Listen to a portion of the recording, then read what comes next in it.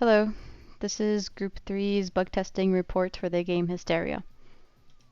Under the instructions, overall, the font has some spacing issues, making it slightly harder to read the instructions. We also notice that for there is missing a space.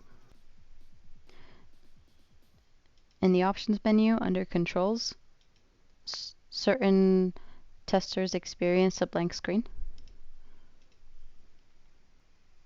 Before we get started, I'd like to mention some music and audio problems.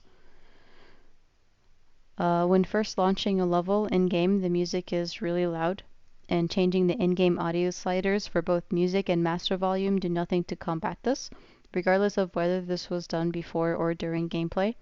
This issue requires you to change the volume in the OS to actually make it quieter. And some testers have also found that the menu music does not repeat, and the in-game music stops repeating at certain points for them. Numerous testers have had problems where the audio just completely stops working. And some have reported this happening after navigating to the level select screen, while others have reported it around 10 minutes of gameplay. So I haven't been in the menu for very long, but the music has stopped. So we're gonna go ahead and get started. So for the level select screen, we did find it navigating the level select screen is a bit confusing, and testers reported that their controllers were messed up. We also noted that the first and last level are not actually playable, despite there being a play button.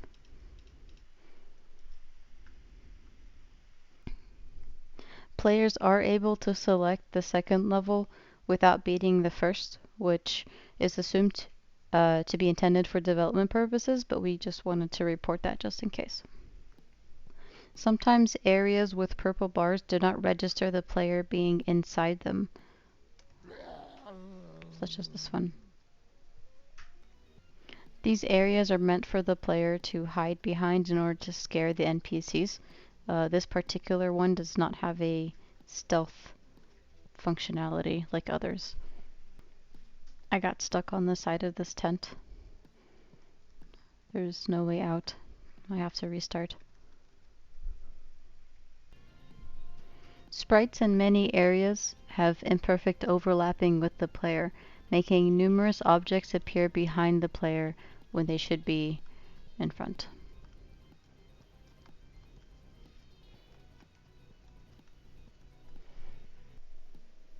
Colliders are sometimes smaller or bigger than expected. Player occasionally gets stuck on objects. In parts of the desert level, the collision and sprite overlapping for objects just doesn't exist, notably the interior walls.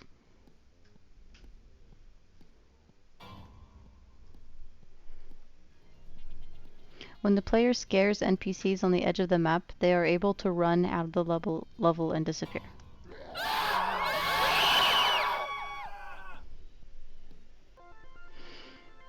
Some testers have reported that score does not increase correctly, or even at all. Scaring NPCs feels too difficult and a bit frustrating. The bars fill up very slowly. They move slowly when just normally walking, forcing the player to wait in hiding spots for slow NPCs. Once they are scared, they run incredibly fast, and it's very hard to catch up and keep track of them.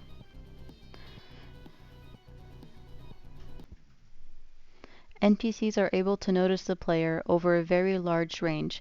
This range even feels slightly bigger than the cone. When numerous NPCs clump up, it feels very difficult to avoid getting seen. Almost all testers had problems realizing that they could move between areas in the levels by using the staff doors. Most testers did not even realize they could leave the first area of each level. There needs to be some blatant indication or tutorial about navigating the levels. Players need more of a proper introduction to using the items and how each item works. More items and greater variety would be a nice addition as well. These are some overall thoughts from our testers. The Game needs much more clarity about game mechanics, especially the ability to move between levels and how to properly scare people. The overall gameplay involving the large vision cones and fast running NPCs was notably frustrating to every tester. Maybe tuning the game a bit to more focus on stacking up scare multipliers to make planned scares would be a thing to try instead of having to chase people down. This concludes our bug test for Group 3.